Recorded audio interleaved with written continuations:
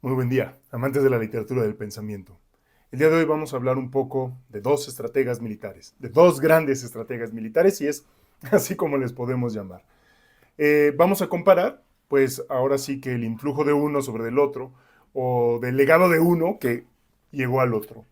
Los dos grandes estrategas sobre de quienes vamos a hablar son nada más y nada menos que Napoleón Bonaparte y Heinz Guderian.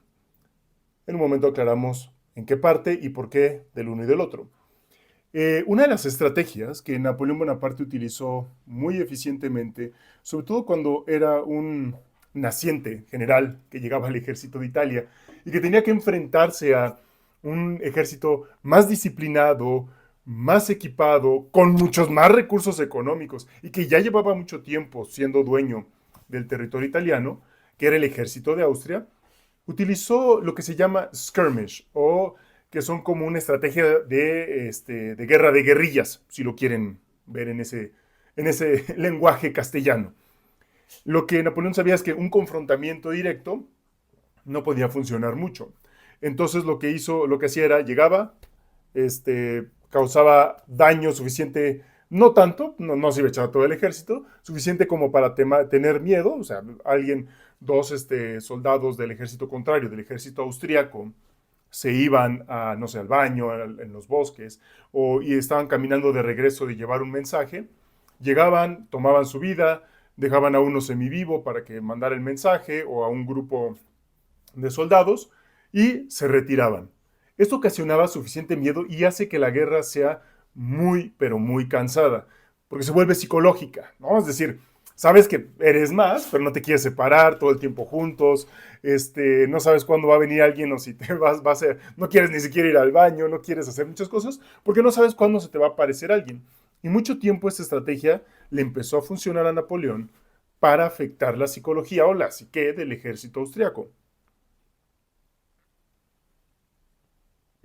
Sobre todo cuando recibió el ejército de Italia y gran parte de sus caballos se los había comido el ejército de Italia que recibió. De entrada estaban muriendo de hambre, no tenían ya ni zapatos y eran los harapientos que simplemente estaban esperando retirarse o morir ahí en el suelo italiano. Y sin embargo, esto habla fenomenal de Napoleón Bonaparte, porque recibiendo un ejército que nadie daría nada por él, los hizo los conquistadores de Italia y de ahí en adelante se le empezó a llamar ese ejército como la Gran Armada. Una de las estrategias fue esta guerra de guerrillas. La otra, en cuanto empezaron a tener caballos, y aún así no tenían ni superioridad numérica, ni más recursos, ni más recursos económicos, ni tampoco de ninguna índole, ¿eh? Entonces, estaba mal por donde ustedes lo quisieran ver. Otra de las estrategias que empezó a utilizar es, con algo de caballería, lo que hacía era, en lugar de utilizar la caballería para confrontar directamente a los cuerpos del enemigo, mandaba la caballería, abría dos pinzas, ¿no? Una por la derecha, otra por la izquierda, y cortaba las líneas de abastecimiento que le estaban, digamos, llenando a ese ejército, el ejército austriaco, y que hacían que esa maquinaria bélica pudiera seguir funcionando. En cuanto empezaban a escasear los recursos, pues tenían que retroceder, pero si querían retroceder siendo mayoría, pues estos soldados que estaban enfrente no los iban a perseguir directamente o no los iban a atacar directamente. Entonces decían, pues regresamos. Pero al momento de regresar, pues se encontraron con que esa línea ya estaba cortada, entonces tenían que regresar el doble de territorio, pero sin haber recibido ya de antemano recursos. Llegaban al otro punto y ya otra vez esa caballería ya había cortado líneas de comunicación, entonces otra vez regresar. Ya cuando no podían mantener los caballos, pues se salían de ruta y ya llegaban, pues llegaban agotadísimos.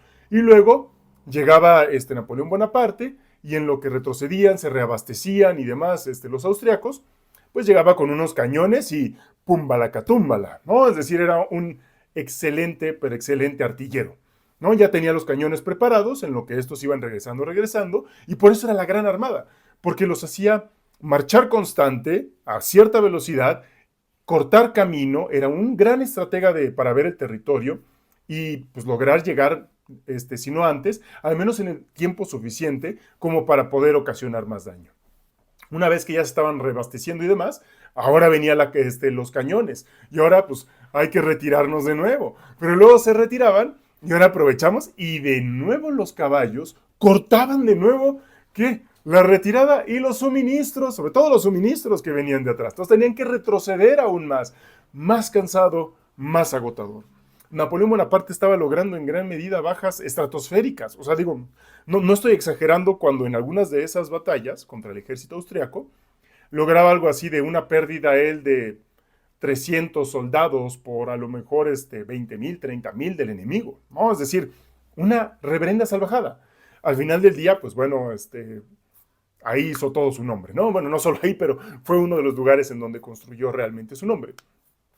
Curioso es que esta estrategia no se pudo mantener en la Primera Guerra Mundial, porque los caballos dejaron de ser esta fuerza para poder cortar recursos atrás. Es decir, querías mandar caballos y pues tenías metralletas que pues los hacían pomada, o ya habían cavado trincheras y en estas trincheras pues llegaban los caballos, se hundían y pues había picos y se clavaban, o desde las trincheras les estaban dando los soldados. Entonces, esta estrategia de, digamos, de cortar con pinzas hacia atrás y cortar comunicaciones, definitivamente es algo que pues murió en la Primera Guerra Mundial.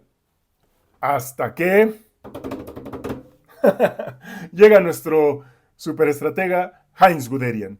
Y Heinz Guderian fue el verdadero estratega de los tanques de los Panzers alemanes. Es decir, lo que Heinz Guderian logró con los Panzers alemanes fue, pero bárbaro, bárbaro, bárbaro, bárbaro. No es que Francia no tuviera tanques, lo que no tenía era un estratega como Heinz Guderian, y además, pues sí, los tanques alemanes lograron ser más rápidos, más eficientes y más para este tipo de guerra, ¿no? Los franceses tenían tanques muy grandes, muy pesados, algo así como para en las guerras de trincheras estar defendiendo esa posición.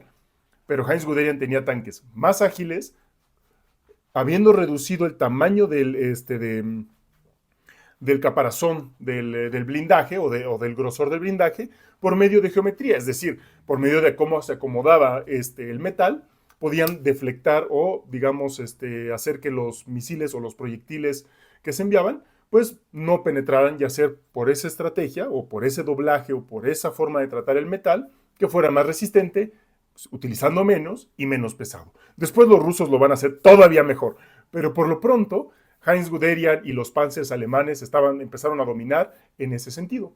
Y lo que hizo Heinz Guderian para tomar a Francia, curiosamente, es utilizar estrategias napoleónicas.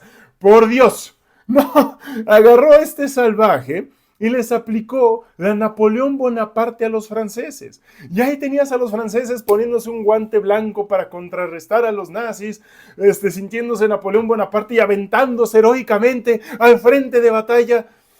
Bad news. Quien realmente estaba utilizando la estrategia napoleónica eran los alemanes. Agarraron Heinz Guderian y mandaba abrir las pinzas, una por la derecha, otra por la izquierda, rompían las filas rápido con sus tanques del ejército francés, se iban para atrás, cortaban suministro, estos se asustaban, entonces ya no, pues ya no tenemos suministro, luego se van a ir cortando tal y luego ya no vamos a tener ni de cómo vivir, no nos van a llegar balas, no nada. Entonces se hacían para atrás, pero cuando llegaban para atrás, estos tanques eran más rápidos que los caballos.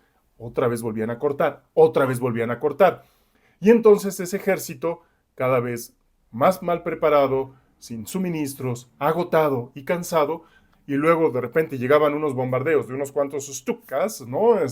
O de unos Messerschmitts, que llegaban ahí a bombardear con ese sonido que sonaba de los Messerschmitts, ¿no? Así como una sirena al caer. Ese fue creado. No era necesario. Lo pusieron que sonaran de tal manera para infundir miedo. De nueva cuenta, el aspecto psicológico en los ejércitos es inagotable para poder ocasionar daño. A veces el aspecto psicológico hace que se tomen peores decisiones. Entonces, ese sonido de alarma cuando iban bajando los aviones para aventar la bomba, hacía que ocasionara miedo y rompieran filas, más desorden, avanzaba el ejército alemán, atacaba, ocasionaba bajas, se hacían para atrás, se ordenaban, buscaban recursos, ya no había porque los tanques habían roto, y cuando llegaban, otra vez los tanques alemanes estaban rompiendo.